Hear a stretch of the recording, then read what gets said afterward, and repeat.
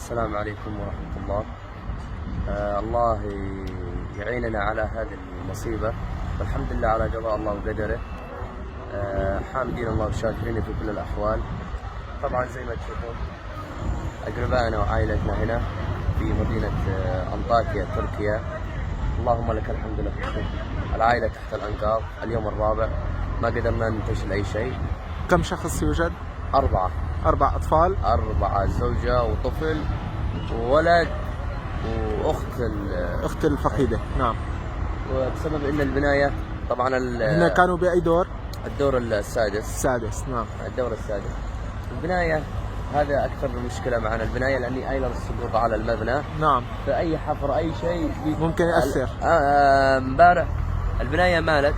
نعم. وتساقطت، فاضطرينا نوقف الشغل هنا. نعم. الحمد لله على كل حال. فرق الإنقاذ. انتوا تأكدتوا من أنه توفوا؟ والله الولد شفنا جزء من جثته.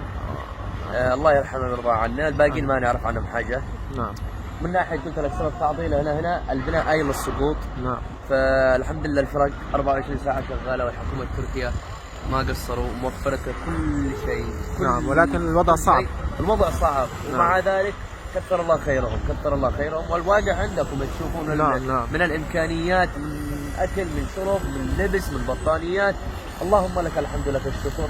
هذا أمر الله وهذا حكمة الله. أنتم من اليمن؟ نعم من اليمن أقول. نعم. متى جئتم إلى تركيا؟ والله أخوي الدكتور محمد الرعوي أكثر من 13 سنة هنا. من زمان هو؟ نعم. هو دكتور هنا في جامعة أضنة؟ مدرس. نعم. لا جامعة أنطاكيا. نعم. مدرس في الجامعة. الله يرحمه. وقديمين احنا طبعا جينا من أضنة، احنا من سكان أضنة. نعم. المساء. هذا وجعنا. اللهم لك الحمد لله. نعم. نسأل الله تعالى انه يفرج عنكم قريبا يا رب. وقبل لحظات عائلات سورية كانوا موجودين هون. نعم. آخر في أحد أخرج حي؟ كلهم متوفين رحمهم الله. نعم. آخر شخص رب الأسرة طالع، يمكن جثته لسه شفتها هنا موجودة الجثة. حتى هو توفى؟ كلهم توفوا. نعم. وأخذوهم. هي البناء هل تعرف كم شخص ممكن يكون؟ 80 شخص. 80 شخص. نعم. هل خرج أحد؟ 4 أو 5 أول يوم بس. فقط لا غير. الله يرحمهم يا رب. الله يرحمهم. نسأل الله تعالى انه يفرج عنكم. الحمد لله على كل حال، راضي ما قلت من الله. اللهم لك الحمد لك الشكر. والله يعطيكم العافية. الله يعافيك.